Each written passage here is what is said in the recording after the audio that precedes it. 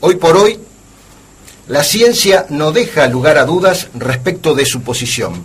Así, la Real Academia Española de Medicina nos dice con meridiana claridad lo siguiente. Escuchen, por favor. Prescindiendo de toda razón moral, solo desde el punto de vista de la biología, el huevo fecundado es una vida independiente.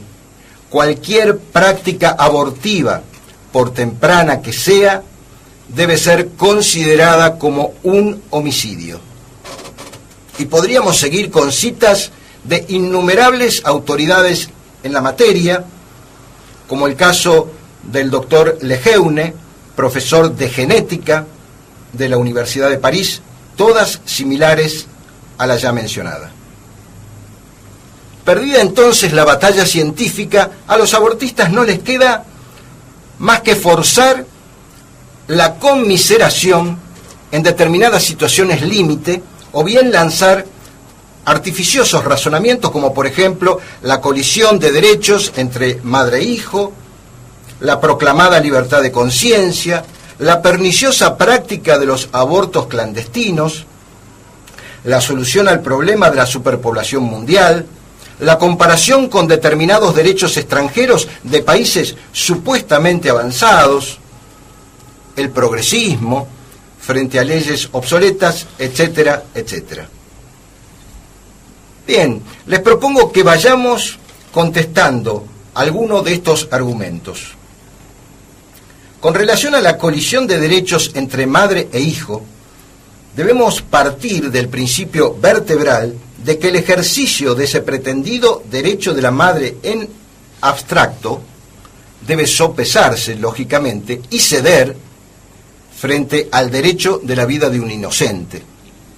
En el caso de nuestro país, debe quedar bien claro que tanto la Constitución Nacional, por medio de la incorporación de la Convención Internacional de los Derechos del Niño, como el Código Civil y el Código Penal, que son dos códigos de fondo de la República, rechazan y condenan la práctica del aborto como un delito criminal. El artículo 86 del Código Penal argentino contempla únicamente la no punibilidad del aborto en dos casos excepcionales. Uno, cuando corre peligro cierto la vida o la salud de la madre y no hubiese otro medio para evitar el daño. O cuando el embarazo fuese producto de la violación a una mujer idiota o demente.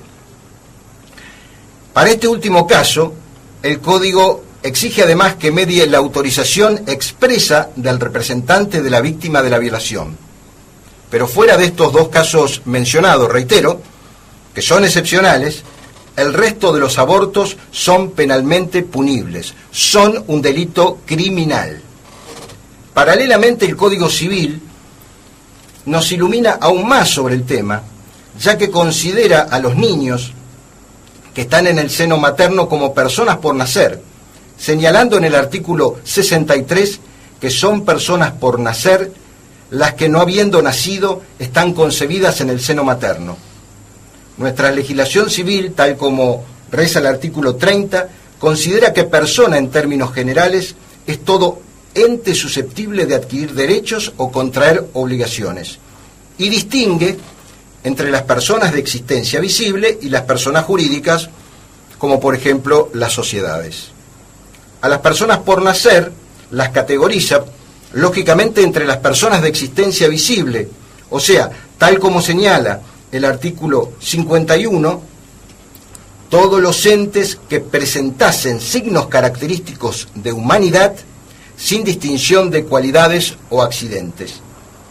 Y por si algo faltara, en el artículo 70 dice textualmente que desde la concepción en el seno materno comienza la existencia de las personas, y antes de su nacimiento, escuchen, pueden adquirir algunos derechos como si ya hubiesen nacido.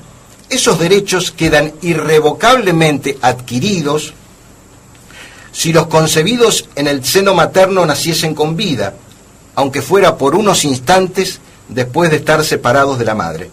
Resumiendo, el derecho civil, que es el derecho madre de toda nuestra legislación, reconoce que la vida empieza desde el momento de la concepción, que el niño por nacer es una persona y que a esa persona se le reconocen derechos aún antes de que nazca.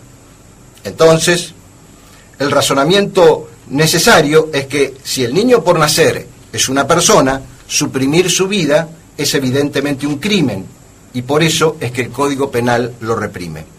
Ahora bien, si nos resultara insuficiente la legislación nacional, también podemos estudiar lo que dice la legislación internacional que Argentina ratificó. Y ahí encontramos la Convención Internacional de los Derechos del Niño, que tiene rango constitucional.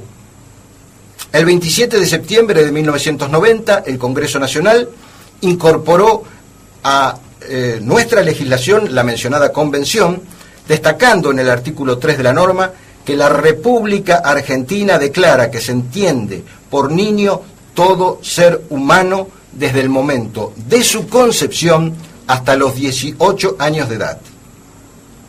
En 1994, esta legislación fue incorporada, como decíamos, a la Constitución Nacional, o sea que, como vemos, constitucionalmente también se consagró que la vida del niño empieza desde el momento de su concepción, por lo que interrumpir un embarazo por medio del aborto es matar, es asesinar a una persona.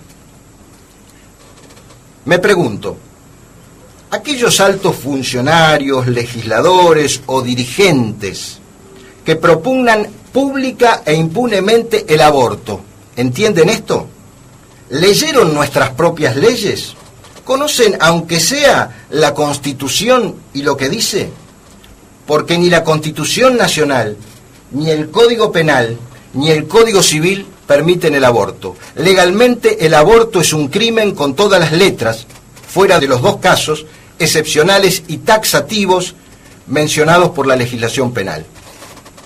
Respecto de la cuestión que suelen menear los abortistas sobre la libertad de conciencia, digamos que la libertad de conciencia es un principio y un derecho sin duda fundamental, pero que no puede ser el basamento para la comisión de delitos, porque de lo contrario, y en esa línea perversa de razonamiento, deberíamos entonces exculpar a quien mata o roba, si dice, por ejemplo, que lo hizo creyendo que no estaba mal hacerlo y tal como se lo dictaba su libertad de conciencia. O sea, que todo derecho no es absoluto, sino que termina donde empiezan los derechos de los demás. En este caso, el derecho a la vida de los niños por nacer.